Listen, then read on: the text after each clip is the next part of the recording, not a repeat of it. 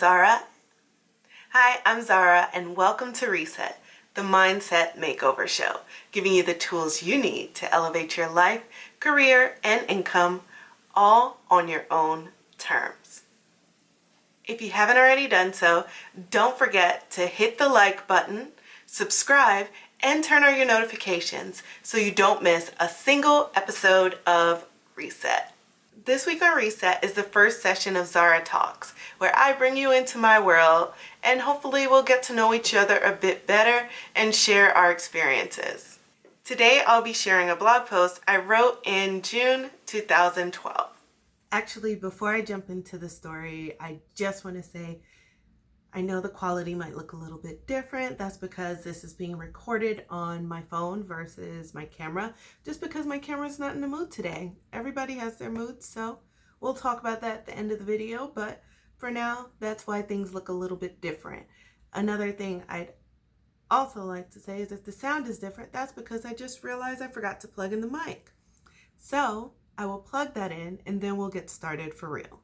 So I'll share this story with you guys and I'll be sharing it from where I wrote the original blog post. So let me know what you guys think of this style where I'm kind of reading, or it's a little bit more like spoken word and then we talk about it at the end. If you think it's better to memorize, I'll work on that for the future. But for today, this is where we are. All right. I've spent the last 3 weeks being what some people would consider obsessive about life. It all started for me with a simple yes from the doctor. That yes for me was much more than permission to move. It was permission to live. You see, I spent the last year of my life in a rather sedentary position. A special spot on my bed that until recently I acted as if it were my ruling throne. Perched in this spot, I thought I could save my parents' marriage, buy our childhood home, keep my grandfather alive, and miraculously heal from a car accident. About 9 months into my hermitage, my grandfather passed away. Seeing him motionless, I couldn't feel anything. It was as if every part of me knew something left, but couldn't figure out what it was. At times, it felt like it could be my arm because I had no strength to lift myself up, to get out of bed. Other times, I thought for sure it must be my tongue because every morsel I ingested just rolled on down my throat like a pebble, tasting like absolutely nothing. The last to go was my vision. As I sifted through photograph upon photograph, I no longer saw him or them, or really anyone for that matter. Every image came crashing in like waves coming to shore. I knew they were there, but they all seemed the same. Somehow I got the responsibility of officiating the ceremony. And I guess I'd call it a ceremony, even though it's really a funeral. But nonetheless, somehow they decided I should officiate the ceremony. I guess somehow everyone knew I had lost my senses. The entire process was completely hollow for me. I was in the depths of a massive tree, completely alone. Words came out of my mouth and floated into the air for weary mourners to catch. Instead, they landed on their tears as if I intended for us to mix our sorrows. As the weeks passed, it occurred to me that between the attempted mortgage payments, physical therapy appointments, and unnecessarily long work hours, I had stopped living. In the mirror, I was different. 50 pounds heavier, weighted with the realities of life. It took ankle surgery and the possibility of getting to move without pain to jolt me back to life. My recovery held my life in its hands.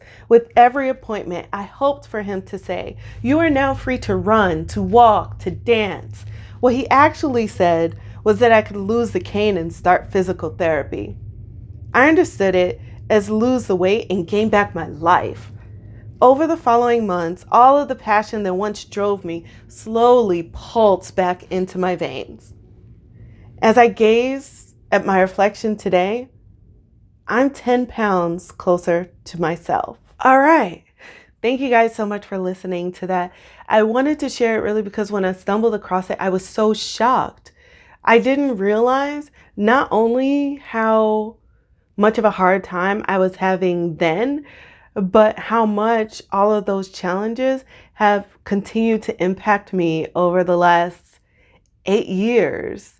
And that's really something that I wanted to talk about today. I found this quote from Lena Horne, and I feel like it really accurately describes what I felt after reading this. It's something like this: it's not the load that breaks you down, it's how you carry it. And when I read that, it just kind of like hit me here, because I realized that I knew things were happening, but I really wasn't facing any of it. And that really was what brought me down, to be honest. I've carried the 50 pounds I gained for the last 8 years, which essentially means although I had started losing weight at that point, whatever happened between now and then, up until I'd say the last 8 weeks of my life, I had carried that same 50 pounds.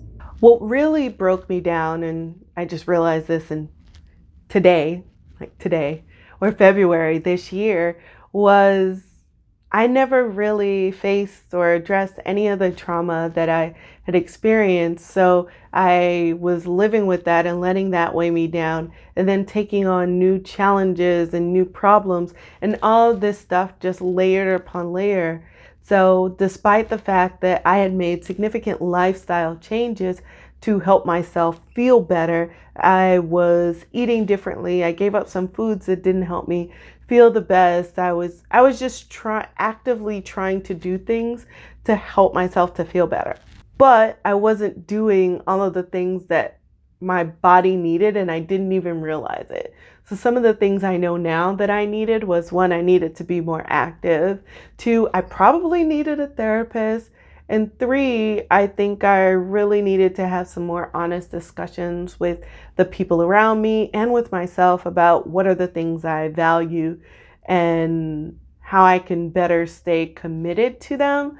Because I found that I would say that things were important to me, but when it came to making decisions about what I wanted to do, I didn't always make decisions that were true to those values or stick to those commitments. And instead, I would commit to things that may not have necessarily been that. At the time, I thought I was, but in retrospect, I realized that there was a huge misalignment in my actions versus the things I valued and my commitments. In the end, really what I've spent the last 2 months doing, and what I will continue to do, is accept that sometimes the ball does drop, and giving myself the space and the time to heal.